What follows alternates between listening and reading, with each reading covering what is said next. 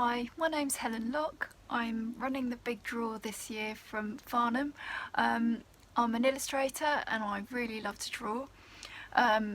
This year what I wanted to do was to introduce sort of 3 videos where you can think about producing a really fun collage using different drawing techniques and actually then collaging some animals into your picture. The theme this year is climate for change. So I've got a bunch of pot plants that I'm going to draw, and I'm going to walk you through different techniques of drawing those, and then I'm going to get you to cut them all out and then put animals into them that are mainly endangered species. So we've got here you know, the Indian elephant, we've got the giant panda, we've got the black rhino, and we've also got koalas who have actually been kind of really taken down in their population by the Australian fires. So what I'm going to do is you're going to work with me to produce something like this in monochrome. You don't have to do it all in monochrome, but this is the plan.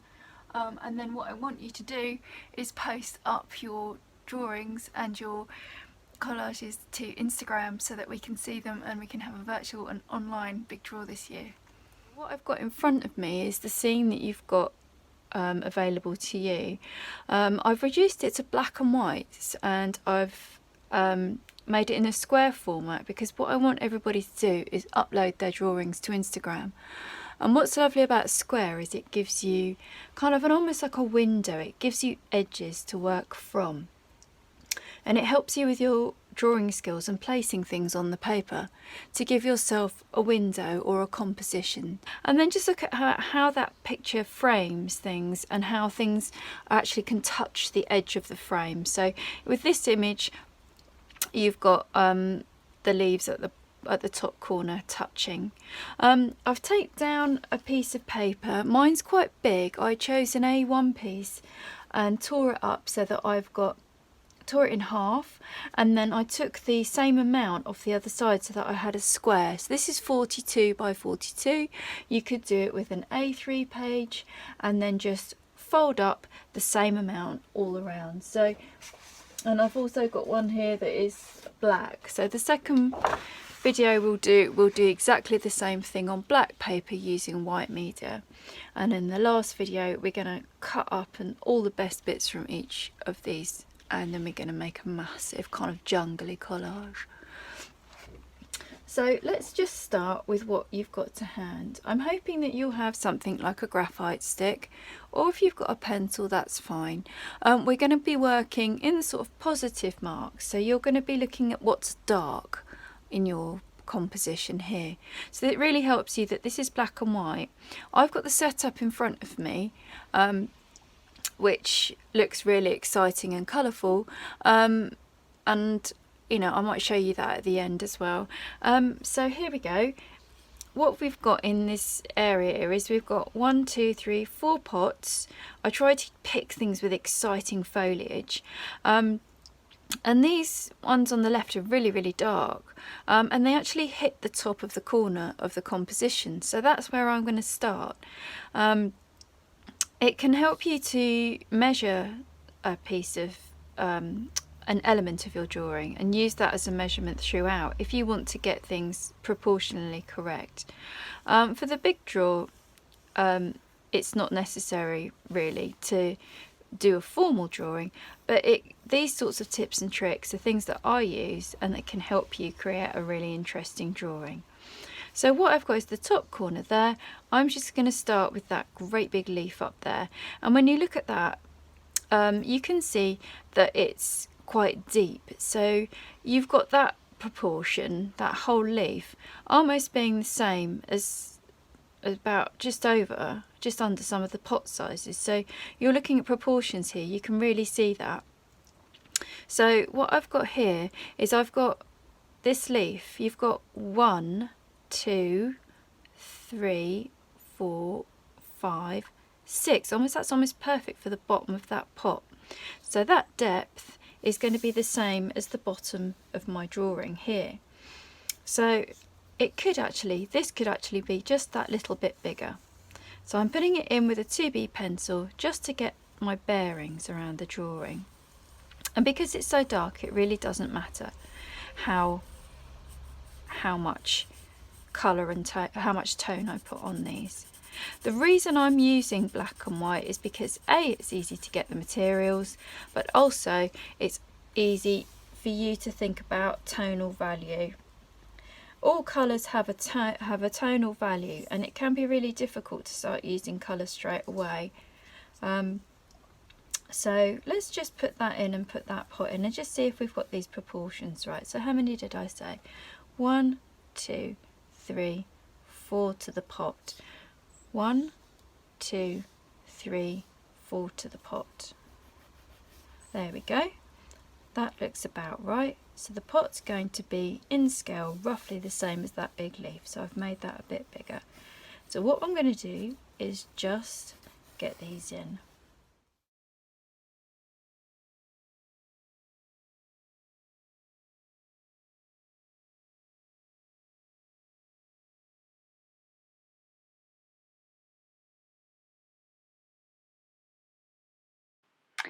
Here you can see me using that same measurement all the way across the drawing. So my measurement of the leaf and the pot is giving me the distance between the pots. It's giving me some of the larger leaves. It's giving me the lips of the pots as well, because you can see that you're looking down on them. So almost half of the pot is taken up with the ellipse as well.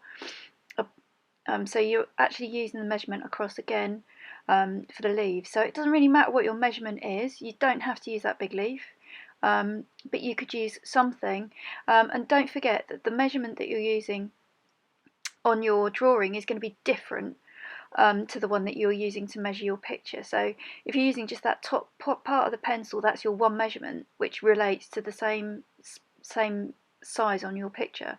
So my picture is obviously scaled up. You don't want to really do a tilly tiny picture that's exactly the same size as your source image.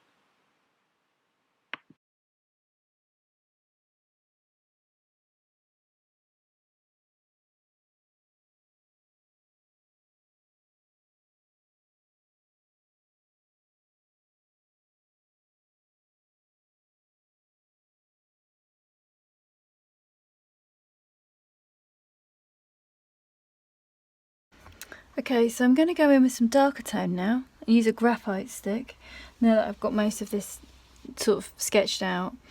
So the areas that look really, really dark to me are at the top, so I'm going to go for that, and I'm just going to use the side of the graphite pencil and just basically use it very heavily to get these really dark tones in. The other thing that's really useful to do at this point is to start checking with the negative space. Now the negative space is kind of like the space in between things, so in between branches and stuff like that, and so you're not really looking at what the shape of the leaf is, which is you're looking at the shape of the shapes around it. So that kind of like, you've got that funny shape, sort of a trumpety shape in there, like lots of triangles. So what I'm going to do is just chuck those in and just look at those shapes more directly, and then really, really darken up this tone and use my finger to smudge it about a bit. So this would be the sort of second stage. So you kind of almost, with most drawings, this is how I would approach them.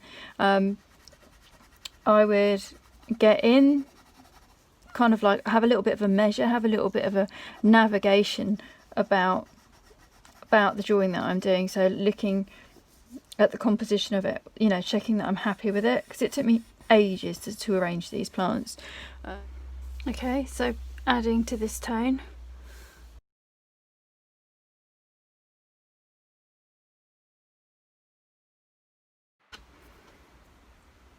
Here you can see I'm using an eraser to take out some of this tone, to sort of smudge around the leaves. You can sort of draw with the eraser really.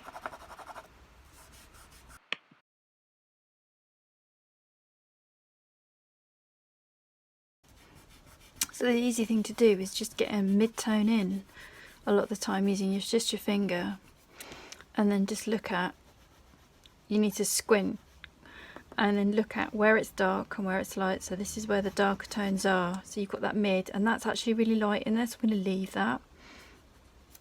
And I can take out any of these. I mean, the idea would probably be to do this at the last stage, but just so that you can see, you can take it out so easily with a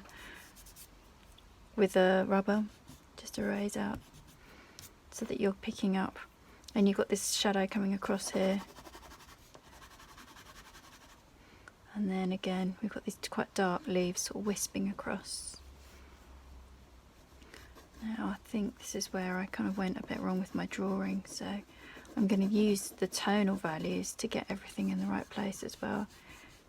I'll just rejigger things that I wanted, because that's that leaf there, and that really should be a bit higher up.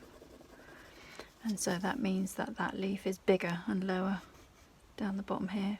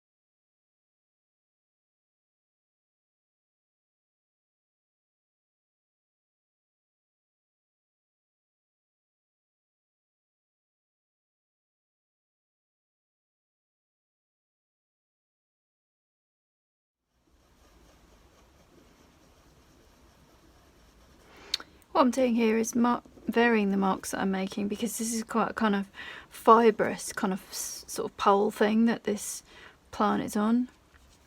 So I'm just going to vary the marks a little bit, and it's just easy sort of scrabbling marks. The graphite pencil is really lovely for this, because you can just really experiment with the marks that you make. With something like this, again, I am just blocking in the tone here a little bit, but it's also making me look around the leaf shapes at the negative shapes between them. So this whole part here was a lot easier to draw, because I could look at the negatives. Get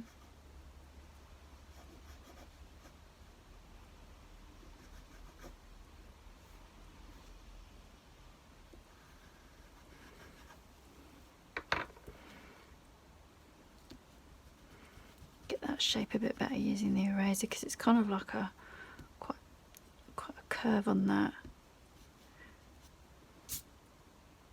The other thing that you can create is a bit of the sort of leaf shine and the texture with these graphite sticks, because if you get a really smooth tone, I mean, I'm not necessarily getting it really smooth here, but you can really smudge these and then come back into it, you know, perhaps using sort of more directly a pencil to just pick out those areas and get yourself some of those details in.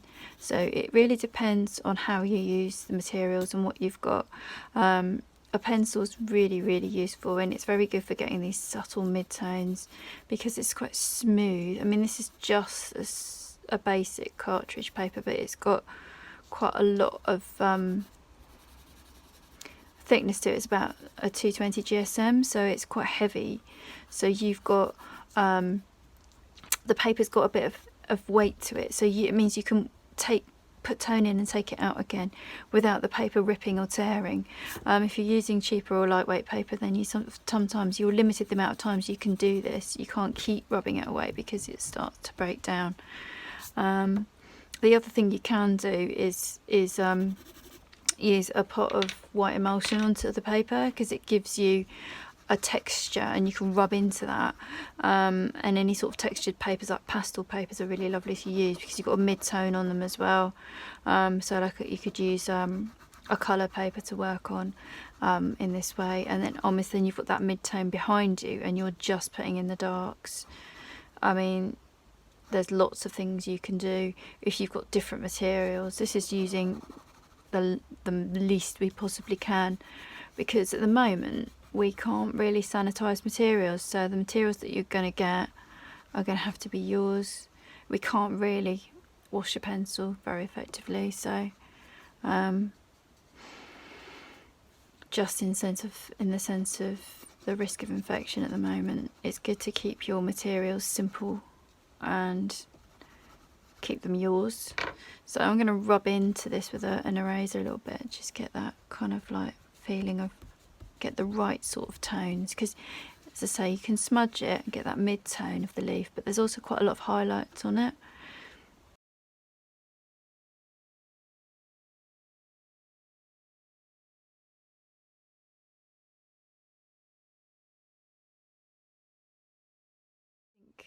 I think someone like Jim Dines said, which is I still think is the loveliest quote, he said, I like when you can see that things have been corrected and things have been rubbed out and put away. It shows me the journey of the drawing, and that's what's interesting to me about it, is the fact that it's had almost like another life, and it's gone in one direction and it's come back again. And that's what makes it interesting, and it's the marks that you make on the way, and the marks of the rubber, the marks that you make with all the materials that you've got, that make it exciting. I mean, look, I can draw with a rubber there. I'm getting some really interesting marks just rubbing things out. I'm getting all these streaky leaves just by using the rubber over the top, but almost using everything together rather than methodically going through and using one thing at a time can often be the most exciting way to draw. This shape is kind of quite interesting because that goes to a point, so I'm kind of want to go inwards with it rather than outwards. And then I kind of really like using the rubber to get these marks on the leaves. Just kind of like, it's sort of taking them out quite randomly with the amount of pressure that I'm using. So I use the rubber to draw and get some of these interesting marks.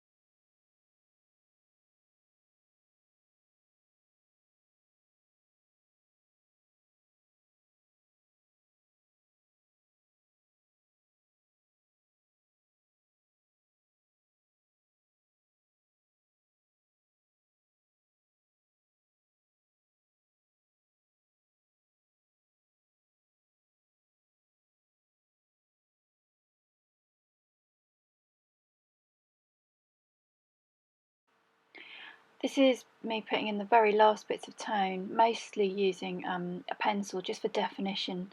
You can see that I'm just rubbing out areas and just making the darkest and the lighter, using the rubber, and that's it really. And also you can just see me pointing to areas as I'm coming across them.